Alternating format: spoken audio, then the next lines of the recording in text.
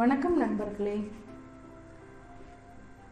இந்த நவீனமயமான உலகத்தில் நம்ம எல்லாருமே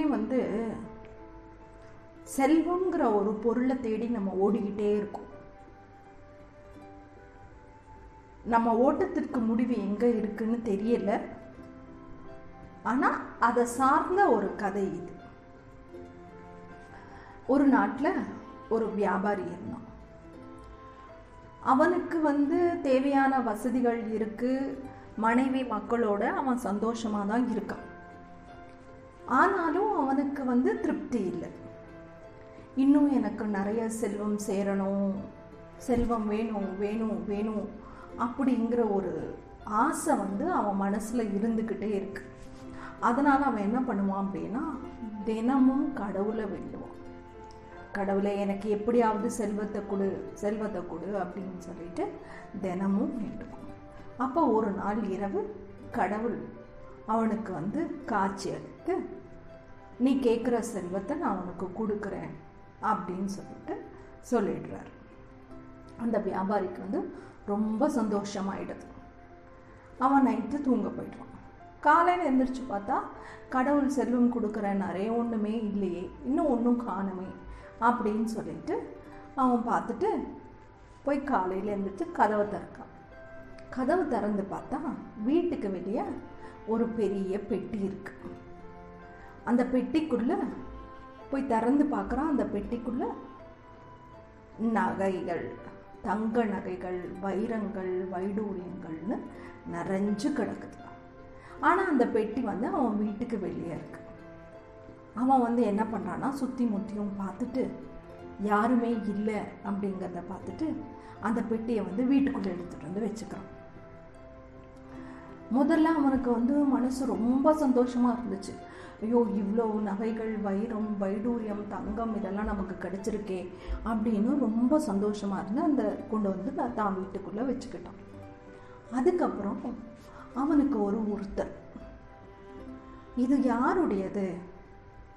ஒருவேளை திருடர்கள் யாராவது திருடிட்டு திருடின பொருளை நம்ம வீட்டுக்கு முன்னாடி வச்சுட்டு போயிருப்பாங்களோ அப்படிங்கிற ஒரு சந்தேகம் வேற வந்துருச்சு.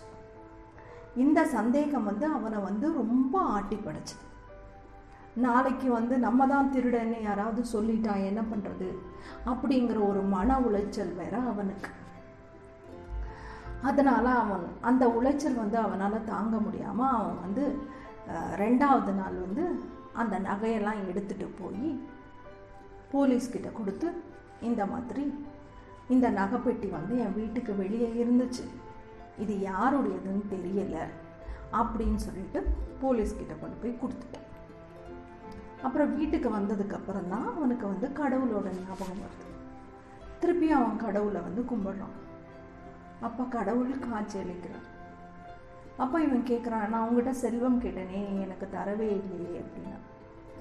அதுக்கு கடவுள் சொல்கிறாரு, நான் தான் உனக்கு அந்த செல்வம் பெட்டியை நான் உனக்கு கொடுத்தேனே அப்படின்னு சொல்லிட்டு கடவுள் சொல்கிறான். அப்போ அதுக்கு இவன் சொன்னான், ஐயோ, நான் அது கொண்டு போய் கொடுத்துட்டேனே நானே அப்படின்னு. அப்போ கடவுள் சொல்கிறார், அந்த செல்வம் இருக்கும்போது நீ என்னை ஒரு நிமிஷம் நினச்சி பார்த்து நீ தான் இதை கொடுத்தியா அப்படின்னு கேட்டிருந்தீங்கன்னா நான் பதில் சொல்லியிருப்பேன். ஆனால் அந்த செல்வங்கிறது மிதமிஞ்சி இருக்கும்போது உனக்கு என்னோட நினைப்பே வரல அப்படின்னு சொல்லிட்டு கடவுள் சொல்றார். அப்போ அவன் என்ன உணர்றான் அப்படின்னா, எதுவுமே மிதமிஞ்சி இருந்ததுன்னா நம்ம மனசு ஒரு நிலையில இருக்காது. எதுவும் அளவோடு இருந்தாதான் அது நமக்கும் நல்லது, அடுத்தவங்களுக்கும் நல்லது அப்படிங்கிற ஒரு கருத்தை அவன் உணர்றான். ஸோ இதுலேருந்து என்ன தெரியுதுன்னா, நம்ம இந்த நவீனமயமான உலகத்தில் செல்வத்தை தேடி நம்ம ஓடணும். ஆனால் இதன் முடிவு என்னன்னு தெரியல. அது ஒரு அளவுக்கு மீறி மிஞ்சினால் அது எந்த அளவுக்கு போகும்னு தெரியலை. இந்த கதைகள் நம்ம படிக்கிறதுக்கு நல்லா இருக்கு, கேட்கறதுக்கு நல்லா இருக்கு. ஆனால் நம்ம நடைமுறை வாழ்க்கையில் நம்ம இதை கொண்டு வரும்போது கஷ்டங்கள் இருக்க தான் செய்யுது. ஆனாலும் நடைமுறை வாழ்க்கையில் நமக்கு தேவையானதை மட்டும் வைத்துக்கொண்டு தேவையில்லாத ஆடம்பரத்தை குறைத்து கொண்டால் நம்ம நம்ம மனசை சந்தோஷமாக வச்சுக்கணும். நன்றி, வணக்கம்.